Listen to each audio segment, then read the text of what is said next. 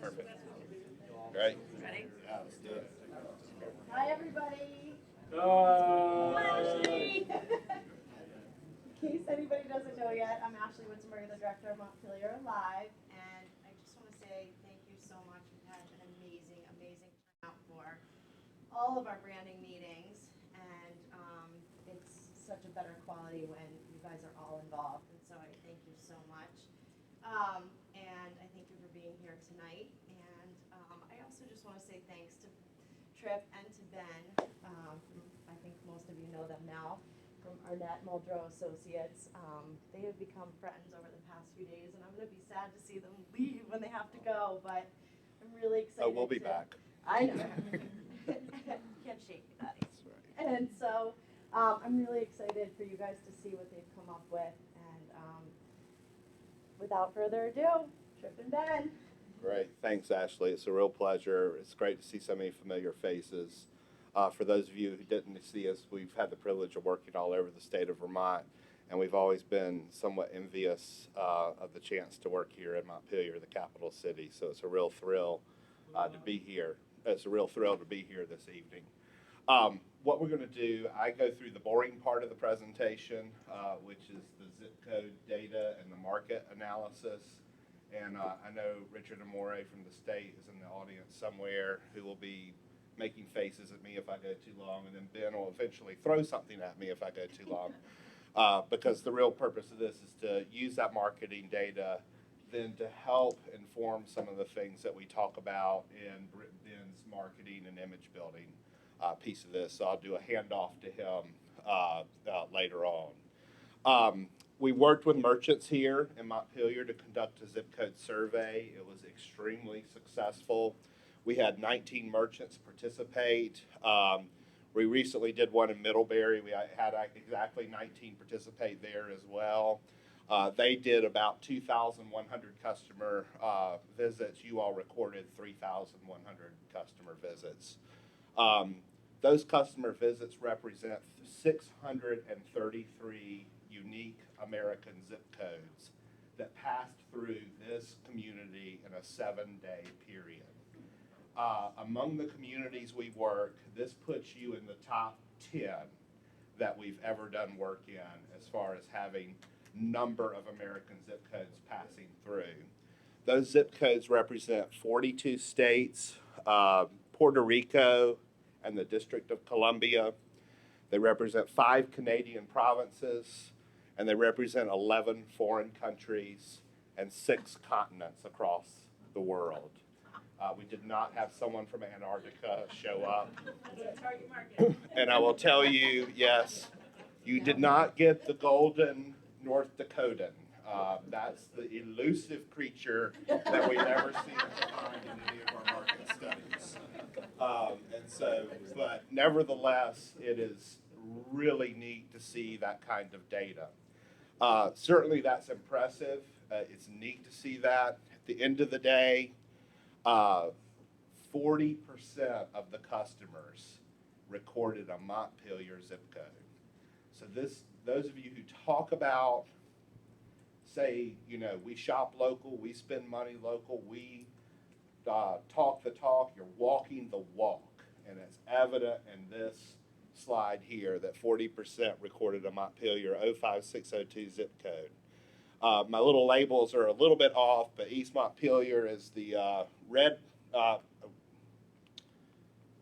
the red sliver here, another 4%, Berry 6%, the green sliver here, and then you have Waterbury, Moortown, Worcester, Northfield, Plainfield, and then Chittenden County as a whole represents about 3%. We wanted to sort of pull the Chittenden County out just to see what it was. The rest of Vermont is about 15%. That's the area where things start to get fuzzy as to, are they a visitor? Are they doing business here? Are they tourists? Are they, there's a line drawn. When I see someone from Rutland, maybe they're transacting business, maybe they're a visitor, maybe they're up here, who knows? It could be a combination of things. And visitor is a tough term to use. but having that 15% is neat to see. And then the true visitor, Canadians 2%, residents in New York and Massachusetts 3% each. And working on Church Street Marketplace, we saw a very similar trend where Canadians represented about 2%, New York and Massachusetts were about 3.5%, 4%. You're mirroring a little bit of what we saw on Church Street Marketplace, which I always get a kick out of because we talk a lot about Canadians, but we tend to overemphasize how much they come. My only hypothesis to that is that they talk different than we do, whereas the New Yorker and the Massachusetts resident, unless they're from South Boston, talk fairly similar. But when you have someone speaking French, they're obviously not from, right around the corner. So we all talk different. yes, I appreciate you bringing that out ahead of time because when we looked at the other states, we are clearly recognizable when we're shopping in Montpelier. And it was great. It's very rare for me to see my own zip code. So I'm trying to figure out who it is that was up here during that time. And then the other countries that we mentioned represent 1% of the market. The trade areas indicate where you're most, and this is where we sort of shift and talk about the raw customer, the raw data, to where your most loyal customers are, where your most reliable customers come from.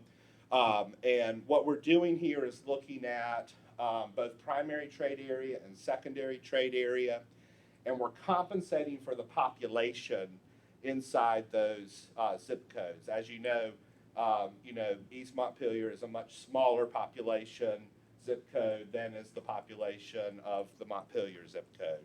So when we do that, I come up with this remarkably semi-confusing chart, and we're trying to look at visits per 1,000 residents, and that visits per 1,000 residents gives us an indicator of how loyal the customers are. And so clearly 05602 is the most loyal, 1,278 visits out of the 3,000 I mentioned, 110 visits per 1,000 residents. That population is for the zip code, which is why it doesn't match what you traditionally think of as the city's population. East Montpelier, 67 visits per 1,000 people, 43 visits, and then we see a pretty big jump there before you get to Moortown from 43 to 24.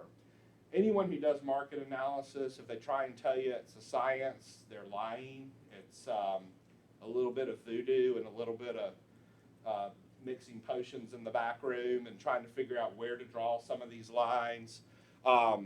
We could have drawn the line just at Montpelier and then said the rest was secondary trade area. I figured let's go ahead and throw the other two in. We're not really going to add a whole lot of massive amount of retail. We'll add a few more consumers and we'll see how the numbers shake out. You do see, though, I think it's important to note that Waterbury and Barry, 19 visits per 1,000, Barry, 11 visits per 1,000. Waterbury, 11 visits per 1,000. Very similar pattern that we would see when we worked in Waterbury and we worked in Barry, that there's sort of a pretty big drop-off of customer loyalty of Montpelier residents coming to Waterbury, Montpelier residents coming to Barry. So it's not that they're sliding you. There are some sort of lines that are drawn that people don't often cross when we look at some of these markets. I did put Chittenden County in because you had 103 visits from the county, but that, with the size of the county, represents only 0.6 visits per 1,000 residents. And certainly that doesn't mean that you don't market to them, but it means that when we start running our numbers, we don't need to run Chittenden County numbers, that it operates really as an independent market. And so really when we're looking at your primary and secondary trade area, we're looking at a market that works together. Even though you may not always cross the lines, there are certain instances where you are crossing the lines to get things that you simply can't get inside this local market. You're tending to go to these adjacent markets nearby.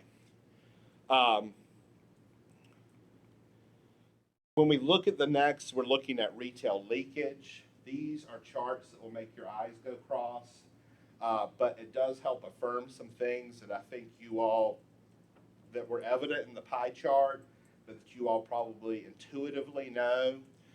We're looking at local dollars being spent as that compares to what stores sell. So if consumers are spending more dollars than local stores are selling, you're leaking sales. That means that those dollars are going elsewhere.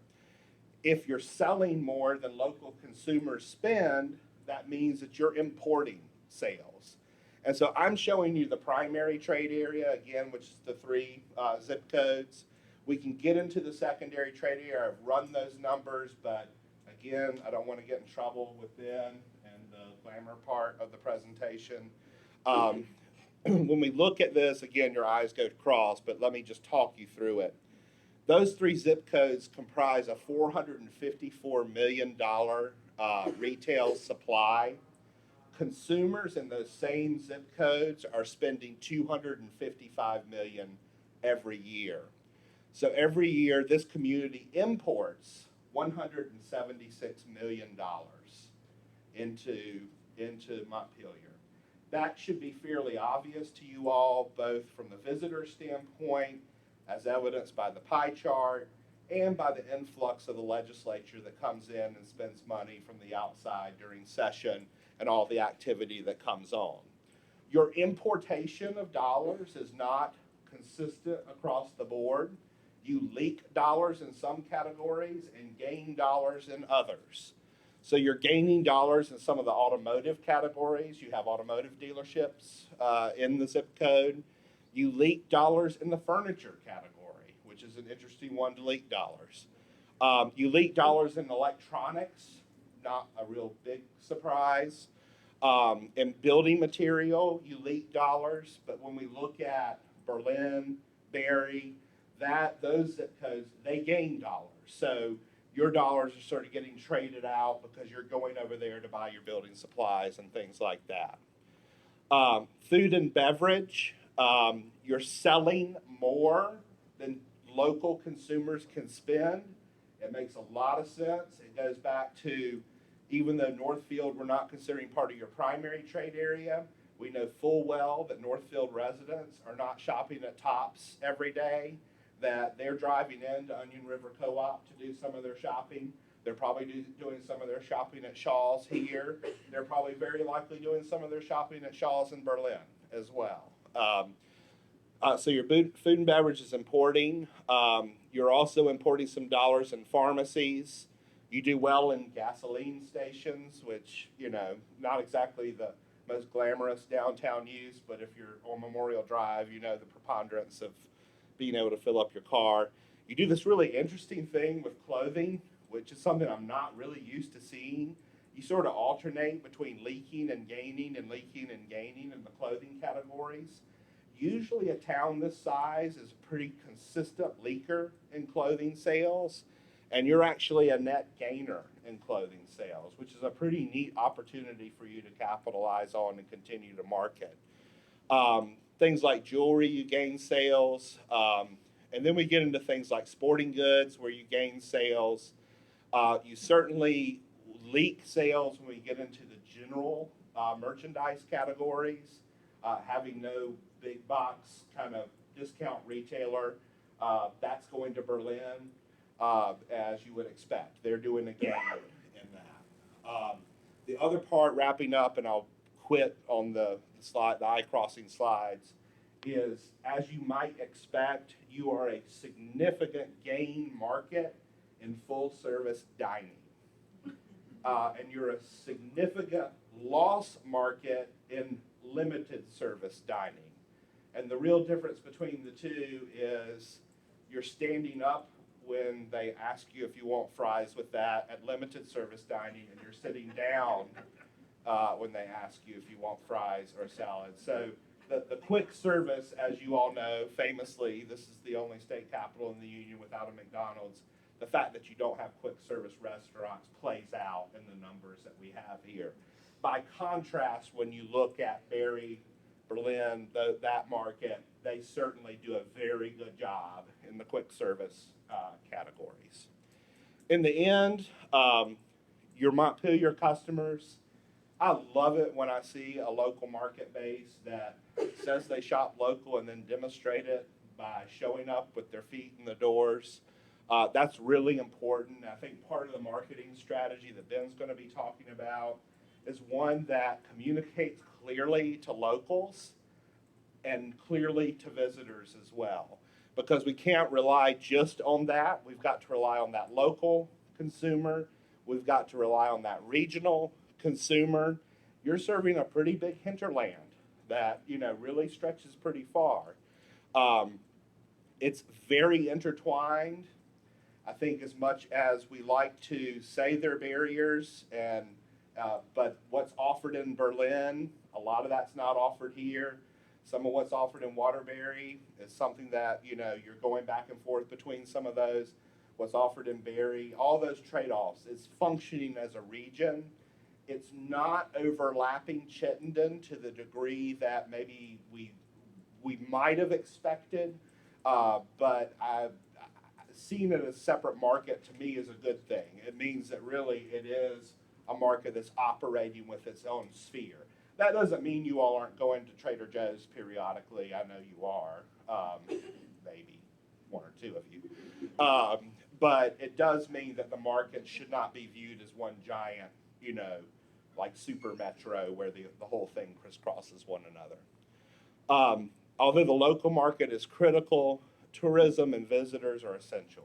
If we take that 15 to 20% out, the stores and restaurants here would not be successful, and you as a local market would not enjoy the kind of breadth and depth of options that you have. So the visitors that come are critical to the success of these, and that puts you in both a luxurious position, but it also puts you in the position where you can't just market to the local. You've got to market to the regional. You've got to market to the visitor. So with that, I'm going to turn it over to Ben. That's my last one, and let you talk through some of the existing things that are going on. I think I'll come back on in just a little bit. Okay, great. Well, one of the things we always like to start with is we like to start by looking at the things that exist. And I think that's probably an exercise that not a lot of folks here in Montpelier have ever done, is looking at all the different logos that existed that had no relationship to each other at all. And in addition to that, even some of the habits that the community had gotten into in terms of every year, you might actually redesign an event logo every single year. And that's pretty typical. That happens a lot, especially with events that are run by volunteers, because they get tired and they want a fresh look. But we have to always remember that we got to think about the consumers and that consistency of communication to the consumers. So this is just a couple. This is the Montpelier Alive organizational logo, and they had an organizational variation that they also use in social media, which is the square version. And this is a good example of how, with this recent 15-year celebration that they had, they did a really, really good job of using colors and using typeface to create connectivity between the organization and the event. Now, in addition to that, there have been some really cool things that have been happening throughout the community. A recent high school graduate developed a new brand identity for the high school. And they're currently working inside the school district to not only figure out how they might be able to adopt that as kind of an academic identity for the high school, but also create some branding district-wide and be able to better capture that educational institution as a market and something that the community as a whole should market for growth. So we wanted to pay consideration to that work that had been done. And then, of course, we also had to look at some of the varieties of all the different things that existed already. So we've got, again, organizational logos. We've got things like Capital City Cash. We've got Parks and Rec Department, different initiatives different event logos, reoccurring amenities like the farmer's market. So you can see all these things have their own unique identity, and there's very, very few threads that connect those dots. Now, we don't expect everyone to be forced to look exactly alike. That's not the way it works. But when an organization has the ability to influence the look and feel and message of a lot of different events, then it only makes sense for them to bring that in underneath the umbrella. And we have the unique opportunity here to not only look at Montpelier Alive, but also look at the city itself as a entity, a governmental body, and then start to create a system that can grow and expand from there. Now, one of the things that we always like to focus in on is figuring out where we start from a message standpoint. And that message was the thing that, as we sat through stakeholder meeting after stakeholder meeting, you had no problem whatsoever listing your amenities, your values, your qualities. You had no problem at all creating long lists of things that you were proud of. But then we also heard loud and clear, we don't know how to tell that story. The things seem so disconnected from one another that it sometimes is difficult to be able to tell all the different facets of our story. So what we did is we crafted a narrative that we call a brand statement. And that brand statement is an opportunity to start stitching those together and then setting the stage for a graphic communication system. And I'm going to let Tripp read that for you now. And before I read it, I do want to take into account that a comment we heard at the public meeting the other night, and that was, why do we need a tagline? And we really mulled over that a lot and took that to heart. And we're actually suggesting that you don't necessarily have a tagline per se, but that you have a consistent message that you're sending. And so we are steering clear of this whole tagline notion. There are some phrases that you see that are repetitive that can be used, but we really don't want to condense it down into something clever, cute, or precious. We really don't think the community needs that kind of preciousness. This is too diverse, too dynamic, and your role in the state is a serious role. Now, having said that, that doesn't mean that we can't take that serious role and embrace all the different assets that come together. But as far as it sort of coming together in a 3 or 4 word catchphrase, we're really not heading in that direction. So I'll read for you the brand statement. It says, every day we serve the people of the Green Mountain State. As the seat of Vermont's government, the decisions made in this smallest of capitals impacts the entire state. Leaders who started here have gone on to become national figures, yet they remain tied to this place we call home. Most importantly, decision makers here are our neighbors and friends. You might bump into the governor at a local restaurant, a senator enjoying the farmer's market, and the mayor on a stroll through downtown. Here we practice democracy in personal form, are not afraid to disagree without being disagreeable, and the product of our work is a community that can make all Vermonters proud. Every day we serve up the arts.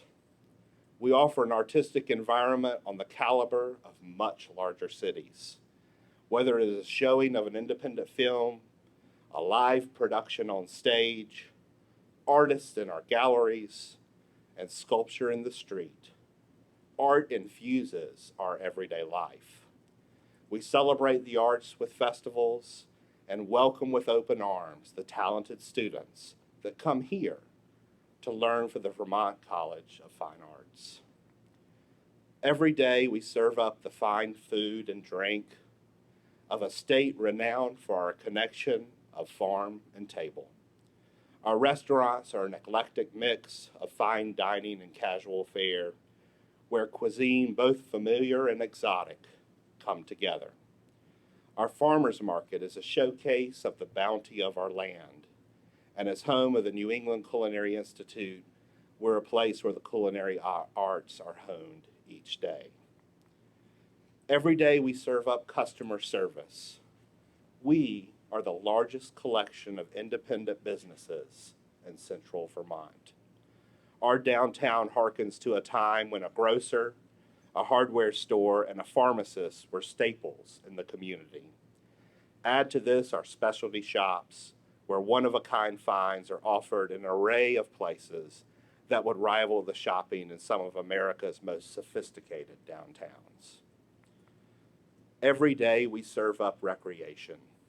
It is in this capital city that you can go on a hike on the mountain behind the gilded dome of the State House, hop on a bike path or off-road trail in the heart of downtown, enjoy parks unrivaled in beauty, and can be on the slopes in the time it takes most folks to get out of their neighborhood.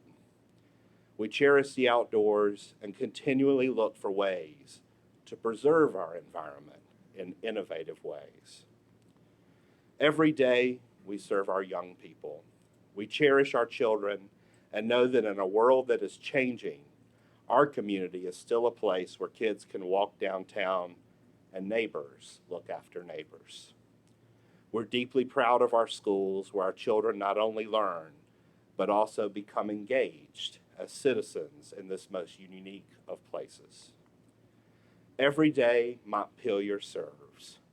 People come here to do the work of the people, to take care of one another.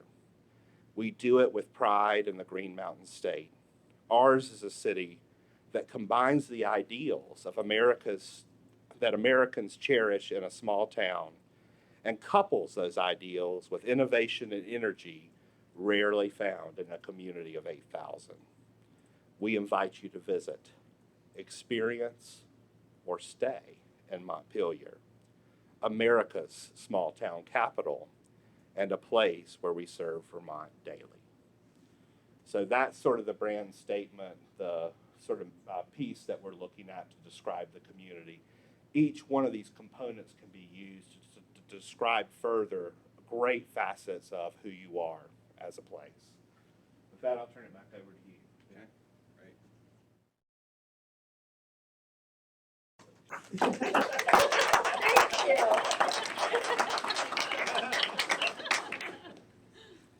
Yeah, I love that he writes so well. Makes my job easier. You know, that document really symbolizes our attempt to bring together all the things that the stakeholders said during that input process. Because those are the things, they're the passion points. They're the things that the citizens of your community said loud and clear they're willing to stick up for. They want to make sure that no matter what the future looks like, these are the values that we want to see preserved as we become the Montpelier of tomorrow. So with that, we started out by looking at the city itself. And, you know, one of the things that we always try to do is we try to express the importance of understanding that a city logo is very, very different from a community identity. The city is made up of elected officials. They pass taxes. Sometimes, believe it or not, they tick people off. They don't pick up trash right on time, or snow doesn't get plowed in a way that a citizen sees fit. And then all of a sudden, that becomes the identity of the place. We wanted to create something and set the stage with a very, very simple identity system. One of the things that we noticed as we went through is currently the city really has two different graphics that they use. They have a graphic that you could see on the doors of vehicles that they have and those type things. And then they also have a very historic formal seal. And that formal seal, actually both logos have imagery of the State House on it. And that only makes sense. Thank goodness I kind of came into the community and I was like, man, I love to see that, because a lot of times we might work in county seats and they'll have a glorious, courthouse in the heart of their downtown. Oh, but the courthouse is the county, not the city. You're not allowed to touch that. Don't use that as your image. But it seems like historically, Montpelier has always been proud of that role that it plays, and very proud of the image that that State House conveys. So what we wanted to do was we wanted to clean up and preserve that seal. That's a very important tool for them to be able to continue to use. It's a tool that honestly, that graphic should be able to last 100 years. It's not the type thing that needs to be redesigned over and over again. And it represents the formal actions of the government. But then we simply wanted to introduce the new typeface and just a simple, clean version of that dome so they can begin to use this system to kind of make things clean and easy. So here we introduce the base typeset. Now you can't really see it, but this is actually a very, very rich green. And the green was pulled out of a photo that I took of the State House. So I pulled that green directly from the trees behind it, and then as well as the gold from the dome. Now, that dome, the gold of the dome is kind of funny, and you know, if you know anything about the history of it, before it was gilded, it was red. And you can imagine how differently that architectural structure would look on the skyline of Montpelier having a red painted dome instead of that gilded dome. I think they did that back in like 1907 or so. So here what we see is we see three different variations. First of all, you can see every time we're doing this, we're taking the name Montpelier, we're tying city of with it so very prominently, so you know you're talking about the identity. This says City of Montpelier and it's got Vermont. Then this one introduces that moniker that Tripp introduced in the brand statement. America's small town capital. Now, that is simply, it's almost like a position statement. It is a twofold statement that allows you at the same time to proudly proclaim that you are the smallest capital in the country, and that's not going to change anytime soon. You would have to almost double your population to get close to Pierre, North Dakota.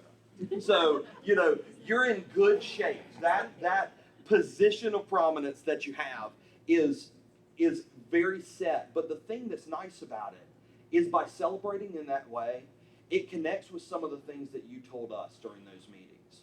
We're small by design. We're not small by failure. We're not small because we couldn't figure out how to grow. We're small because this is the size we want to be.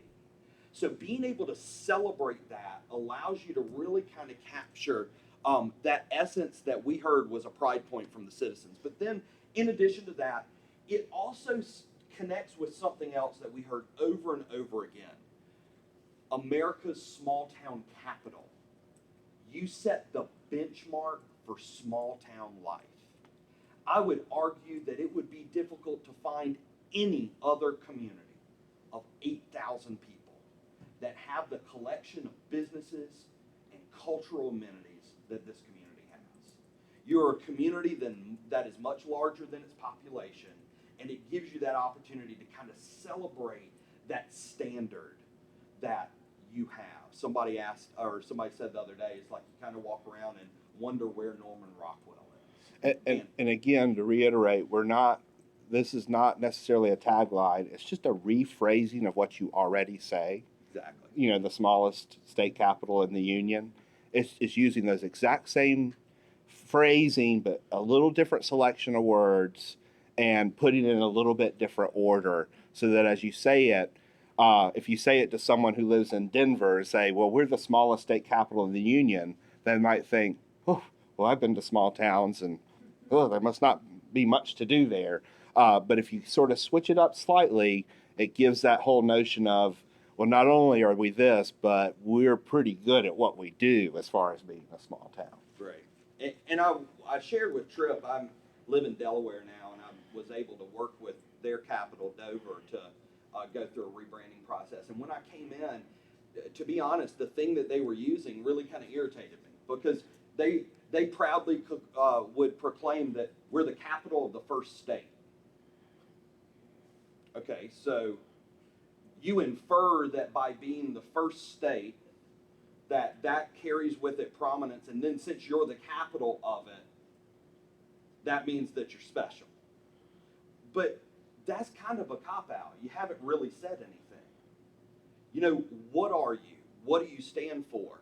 And that small town value that we heard you all say over and over was something that really kind of excited us. So I love how that allows us to kind of spin that message. Now, that really is that city government. And what we're going to do from this base line is we're going to go through and we're going to use a design standard to begin to look at departmental identities. You have some departments that kind of exist under that umbrella. Then you have other departments in the city that are more outreach oriented. You have things like the senior center and Parks and Rec, where they might have a little bit of a unique variation all their own. But eventually what this is going to grow into is a system that truly connects all those departments within the city.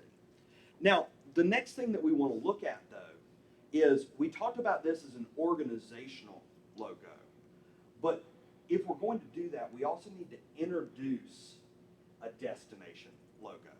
And for this, we're creating a downtown logo, and we're using that same silhouette of the dome because it only makes sense. I mean, it literally is the gold that pops out of the green that surrounds the Green Mountain State. It is so unbelievably impactful to someone that comes into the community that it makes sense to be the image. But what we wanted to do was we wanted to create a graphic variant that almost changed it up and instantaneously made it not literal. We created a multicolor kind of faceted background as the introductory texture that we put in there, and we created a 6-color palette that were drawn directly from the photos that I took in your downtown. So the color palettes are derived from the colors that make up downtown as it is. So we see the kind of simple variation here. The nice thing about the word Montpelier, nobody's ever let us change the name, so we had to kind of deal with the name as it is. But what it does is with this descender of the P, it gives us a great space underneath the baseline to put that modifier. It also gives us this really nice space between the M and the L to kind of drop in that downtown variation. We have a horizontal version, a stacked vertical version. We're showing how we can simplify those down as one color and reversed out versions. And then even showing how we're kind of taking this campaign that Tripp introduced, this concept of Vermont served daily. And that duality of not only talking about the role that Montpelier plays in serving all the citizens of Vermont, but also that platform to be able to talk about the diversity of experience that you offer up. And I'll show you how that kind of materializes here in a second. But from there, we need to jump over again to another organizational logo, and that is the Montpelier Alive logo. Now, Montpelier Alive, their old logo was very attractive. There wasn't anything wrong with it at all. But it did two things. First of all, it focused purely on literal imagery from downtown. Had a fork and a spoon and an onion in one, had a clock tower in one, it's pretty typical imagery that you might see. But we don't need the logo of this organization to do the same thing that it was doing before. Before, not only was it the organizational logo, but it was also the logo that was used to promote downtown. We have a replacement for that now. So with the the Montpelier Alive logo, we now have the opportunity to really focus on this organizational identity and start to create the sense of an organization that's building vitality in the community. So what we did was we wanted to highlight that word alive. I'm not sure, I've got a second slide that I don't know if I even made it in there, but this is where we do have a tagline, a dreaded tagline. We actually have two. There are two focus statements for this organization. The first is enriching life daily. And then the second is enhancing business daily. So if you serve on the board of this organization, whenever you decide to take your resources and invest them in an activity, you can very simply run that through a very quick filter. Is it either enriching life or enhancing business or both? Those are the things that we want Montpelier Alive to do for this community. We really want it to be able to position itself as this economic development entity here in the community. So we see this primary logo here where we've used the exact same word type, exact same typography. We were so unbelievably clever that we could figure out we could put the dome in the A, which all of a sudden just makes it amazing, right? Now, I mean, it's not rocket science, but that consistency allows you to start to build that identity and that consistent image into all these different identities. Here over to the side, we can even see a version of what a social media icon might look like. We've tested it out with a more simplified but still 4-color logo, 1-color logo, black and white reverse, showing how this might look in stationery, letterhead, business cards, being able to convey this really professional, bold identity for this organization, and then being able to show how it might make its way into marketing materials, a brochure, a guide to downtown, things like that. Now, where it gets fun, though, is when we move into what we call brand extension. And brand extension is now that we've got this destination and these organizational identities, we start to take it into the events. Because the events are the ways that our visitors and our locals truly interact. And they create this really, really positive experience. But many times we create them in this vacuum. So that positive brand equity doesn't actually get deposited back into the perception of downtown, but stays in a silo of the event itself. So what we're going to show here is we're going to show kind of a series of different initiatives and organizations and events. We had one, we talked with the bike committee, and they were like, can you do a logo that just says Bike Montpelier? Well, absolutely. Because of this graphic standard, it makes it unbelievably easy to add and expand. The sidewalk sale. Again, unbelievably clever. You can use a dollar sign for an S, right?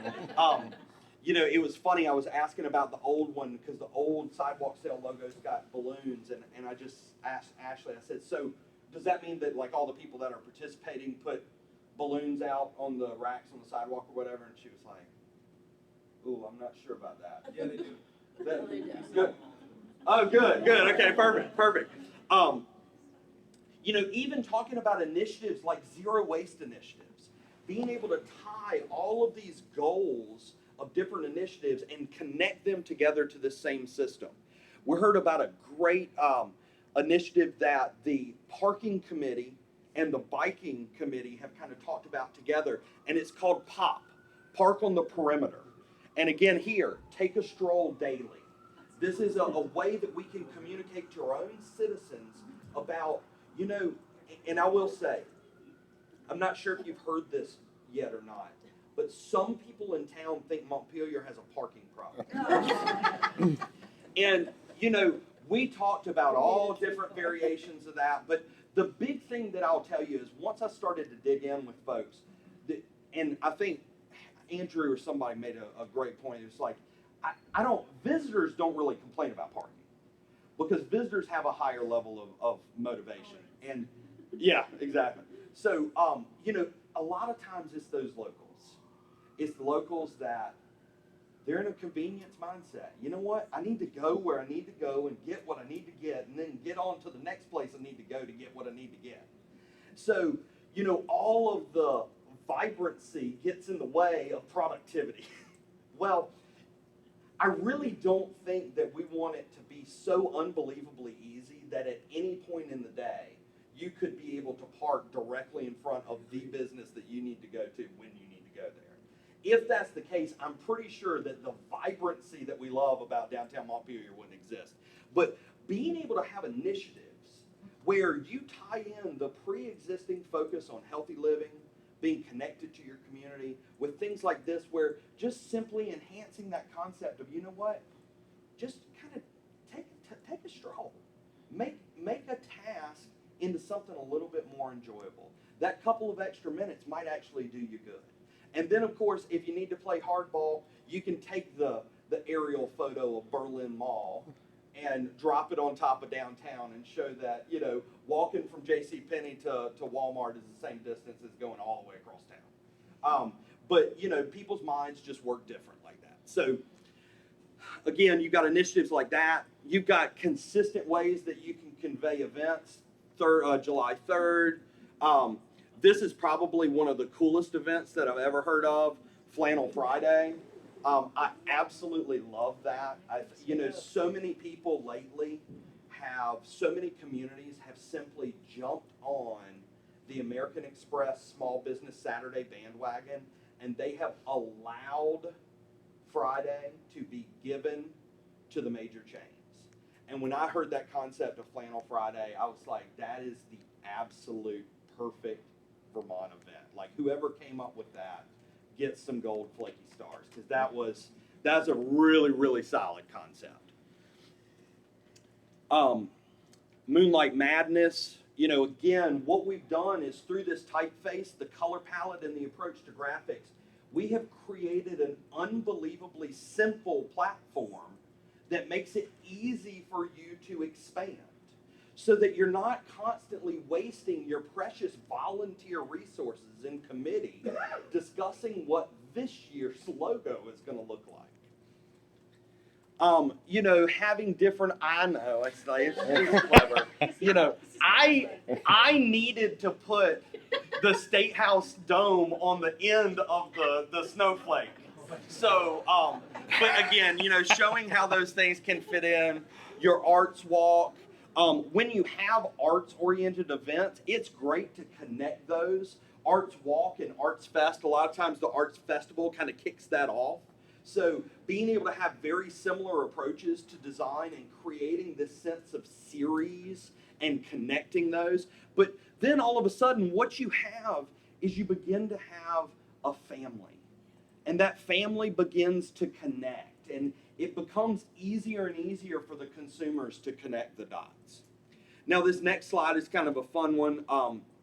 It's just taking a quick look at a signage system. I've got a lot more signs to do, and most of them have to do with parking. But, what I told folks during this week is, typically there are 3 different parking problems. There's a parking capacity problem, a parking management problem, and a parking awareness problem. Signage is a great way to address that parking awareness problem. So being able to tell people where parking is, consistently share with them where to go. But let me go through this real quick. We'll start over here on this side. This is a pole-mounted gateway sign. Now, typically, when we're in a community, what we like to do is we like to go and we like to announce arrival at our corporate limits. So we'll go out to our boundary, we'll put up a gateway sign, we're so glad you're here, and we don't say another thing to you. Kind of like welcoming somebody at the front door and not telling them where the bathroom is. So these pole-mounted gateway signs are ways for you to announce arrival at special places. This can be district arrivals. If you want to start to treat different districts different ways, like River Street might have its own kind of unique character. As you actually cross the river and begin to enter into downtown, you can announce those arrivals through pole-mounted gateways. We also have trailblazer signs. Here we have 2 different size trailblazer signs, and to be honest with you, your community is not going to need any more than 2 different sizes. You're going to have one that is vehicular oriented and one that is a combination vehicular pedestrian oriented. Now, typically these have 3 destinations on them. If it is far more pedestrian oriented, you can put more on them. But if it's a vehicular oriented, based off of the federal government, they like to keep that to 3. For the most part, signs like this would probably only be seen over on Memorial. And then once you take the turn and you kind of get into the downtown core, you're going to see the smaller scale. We have both pediment style and mountable building markers. We heard somebody made a comment while we were here. It's like, I'm not sure that there's a single sign outside that actually says that this is City Hall. So, things like that are things that you can kind of consider. Then also being able to look at informational kiosks. Informational kiosks are, kind of think about it, and I hate to make the allusion to the mall, but when you walk into a mall, one of the first things that you're greeted with is a directory. Now, the reason that you're greeted with that directory is so that you can know all the things that you might potentially miss out on if you only go to the store that you feel like you parked closest to get what you need and get out. These informational kiosks should be considered at what we call transition points. places where people transition themselves from being vehicular traffic into pedestrians. These are great to go in parking lots. They're great ways to welcome people. They're great ways to share that information. And, you know, you get that. You've got one of the greatest information booths of, you know, any place that I've ever worked. I love the little structure right down there on State Street. So, you know, being able to share those are really important. And then finally, simply showing street banners. I don't want to talk too much about street banners. You've got some really great banners in the community. We've seen some really attractive. There's one that I saw on State Street yesterday that was just kind of looks sketched, and it's got the State House on it, and it's got maybe the woods. It's a really cool one on, I don't know, I took a picture of it. But the thing that I do want to share about street banners is, believe it or not, street banners are far more than just pretty. Street banners can be used very strategically. They can be used to help educate people about how your downtown works. They can be used to help connect peripheral parking into your destination itself. They can help to make corridors that people might not necessarily feel comfortable walking down feel far more friendly. So be very, very strategic about those. And just remember, they're not just for aesthetics. They've got some real strategy that can be used. A lot of times what we'll do with a community like this is we might use banners in parking areas and actually use those banners to help highlight some of the things that you might experience here.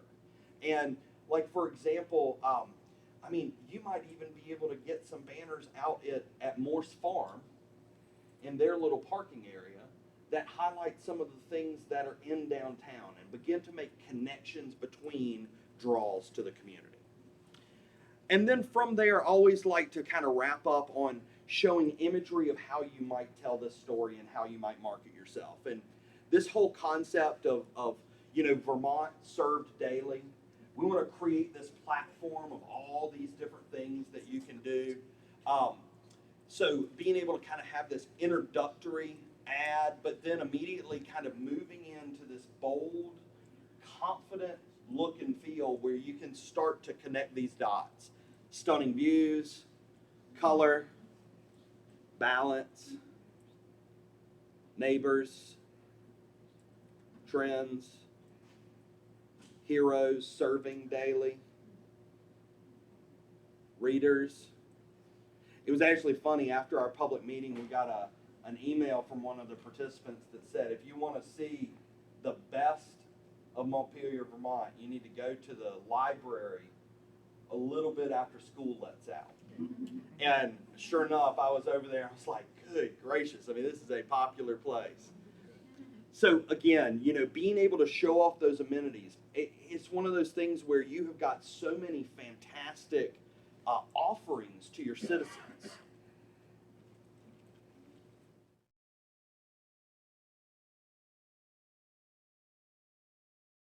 So what we feel like we've done is, with this message, with this campaign, we're creating this opportunity to tell, not only tell the variety and diversity of stories that the community has, but also make it unbelievably easy for the business community to incorporate themselves into the message. It's very easy for a business owner to figure out what their offering might be.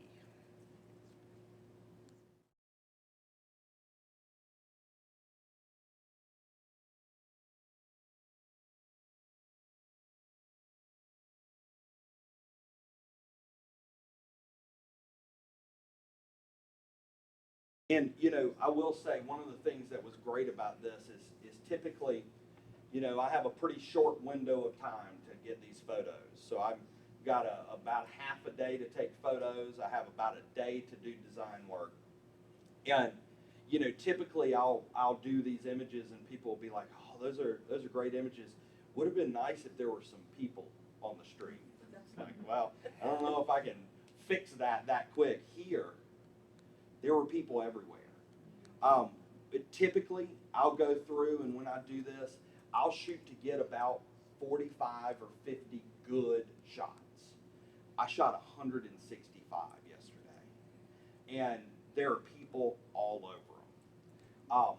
And that was really, really great to see. And it was one of those things where you could have grabbed any one of those and stuck it on the front of a brochure. So hopefully, we've been talking for right about an hour.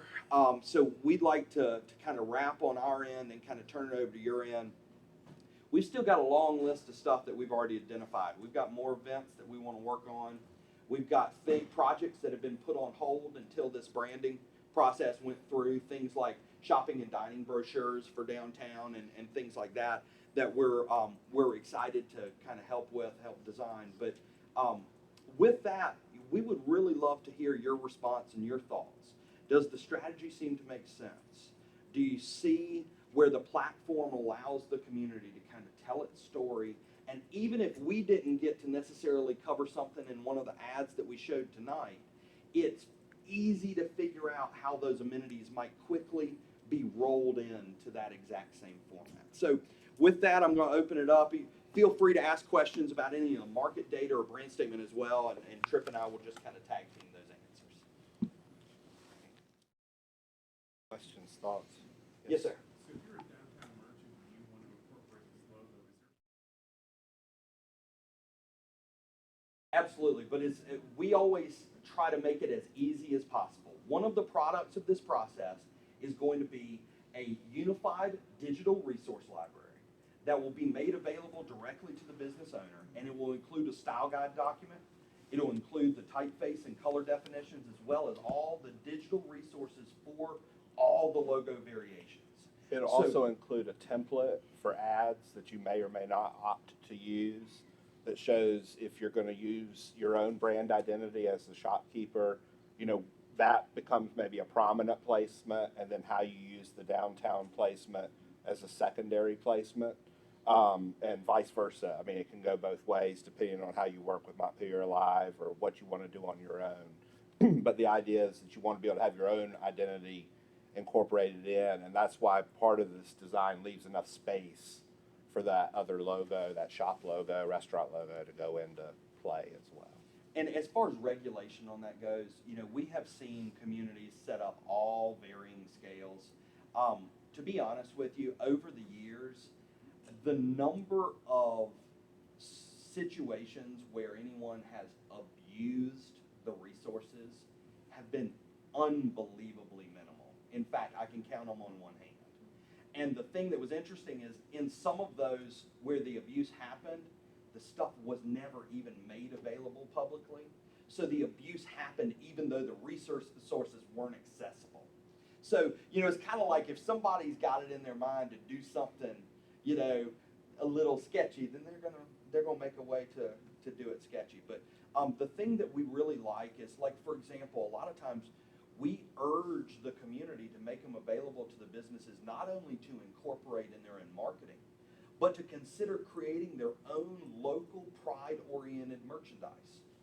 And we kind of say, if you as a business owner, let's say that you wanted to make a shirts or hats or something like that, in exchange for that, all we would like is maybe a once-a-year report on a rough estimate of what you might have sold. So what that allows the organization to do is essentially say, look, we invested this in this process. We turned around and made the resources available to the community as a whole, and we were able to leverage this in this amount of public sector dollars that was invested in private sector dollars invested in marketing, and this amount was brought in as actual merchandise sales to the businesses. So, pretty easy, because that's the key.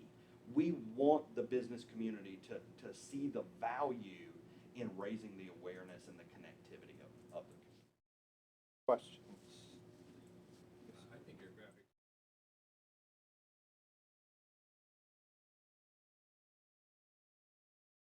What we're going to end up doing is we have a system that is a kind of cloud-based system. So it's going to live on our server so that we're able to share it and it'll never move. That's one of the things that's kind of nice about it. But then, of course, we're going to make those links available to Ashley, and she'll be able to pass that along to you. And we urge the community to put it on a hard drive and back it up and because one of the things that's important is we sign over our copyright. We release all rights to anything we've created. So if you all would need to modify it, tweak it, add on to it, we're not going to come back and say, wait a minute, we've got the creative license on that. So we keep it in the cloud just for safekeeping, because we have clients from 10 years ago who, We lost our CD. yeah. So, but yeah, the process itself, hopefully what we'll find in terms of next steps is if we don't find a lot of feedback in terms of tweaks and redesign, then our goal is to be able to make the resources available to Ashley very, very quickly, and then that link can be distributed through the organization. Yes, ma'am. Yeah, I like the idea with the wayfinding, and when you were talking about having some signs in the parking lots, maybe other parking lots in maybe other countries where when you buy your ticket, there's a small map that says you are here, and then you know what the layout It of the town orients is. you. So you know where Absolutely. you're going. Absolutely. And I like the use of the word served in the narrative, because it kind of made it kind of feel to it in a nice way. But when I saw the one that said seniors served daily, I didn't think that you were actually serving up seniors. Like on a plate. Yeah, and I was like, Right. "Ooh, I didn't know." That's true. That's true. I had a little bit of that reaction too. I was like, we're not exactly, we're serving the seniors, but we're not serving them for dinner, you know? So it may be some word massaging we need to do to Yeah, get that's a that, great point, though. get that right. There was another one that had that, Kids. serving kids daily. I was like, I don't think we're like, you know, we may want you to babysit, but you know, it's sort of like, Sunny side up. No, that is a great point. That is the byproduct of last minute. Anything else? other thoughts. Yeah, I think you've wowed us. It feels like it should have always been this way. Well, Yeah, it feels and, right. you know, Feels the like thing it that should we be always like to share with folks is, you know, well, first of all, if you were able to meet with us at all, I hope that one of the things you take away from this is that we love our work and we take it seriously. And we also love Vermont. Tripp is, I think he would move here tomorrow. I think both of us would if we didn't have children at all. We might figure out It's a how to make great that. place to raise. I know it is. I know it is. But, It's the ex-wives, that's the yes, problem. yeah, it is. It is. The nature of traveling consultants, those dang ex-wives. But you know, we feel like there is tremendous power in simplicity, and we think that a lot of times what ends up happening is we overcomplicate things. Montpelier is one of the smartest communities I've ever been to. The citizens that we met with, the grasp that they have on the assets that they have is really, really admirable. And there seems to be a hunger among the people here to see things happen. They love where they live, and they want it to be a place that they continue to really love. They want that fire to burn as bright as it is today. And you know, so we're excited about the recommendations because we feel like it's a simple platform to deploy, and it's something that can truly build some visual awareness and really kind of create some you know, connection between dots that sadly people don't necessarily connect on their own. And let me talk through some tactical things as this moves ahead. Certainly, we're eager for feedback, like fixing some grammatical things that don't quite ring true. There may be some graphic things that you want us to look at. There's some additional items that Ben needs to develop. But we would also encourage you, this is one, on television, and two, we are also recording it and we'll upload it to YouTube so the presentation can be viewed in both formats. We really would strongly encourage you, particularly those who were not here tonight, oftentimes when they see snippets of something like this, they actually don't get the whole breadth of what we were working on over the past 3 days. So we'd encourage you to send them to see the video, to go online, or to see the show.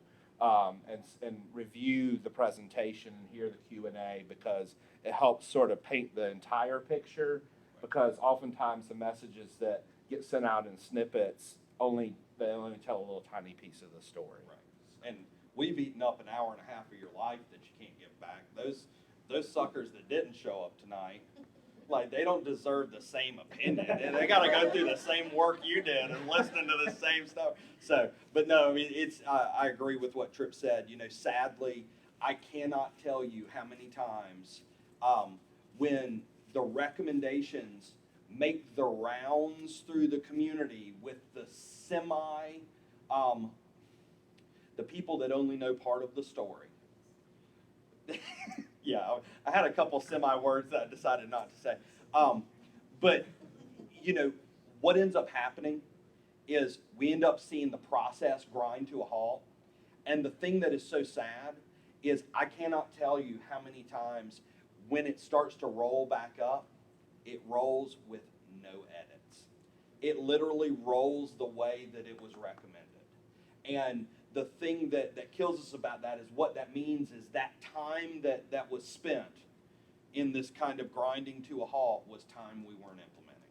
It's time wasted with resources that didn't end up getting honed. We're all for refinements. We actually, you know, being able to kind of hear the level of things that you honed in on tonight makes us feel fantastic. Because if you're sitting there calling out headlines that didn't feel exactly right, that means that you're not sitting there saying, I think you guys are idiots. So that's a pretty good win for us. So,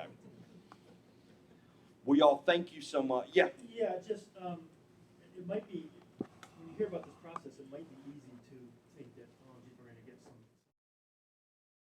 That is not at all what we got. Thank you.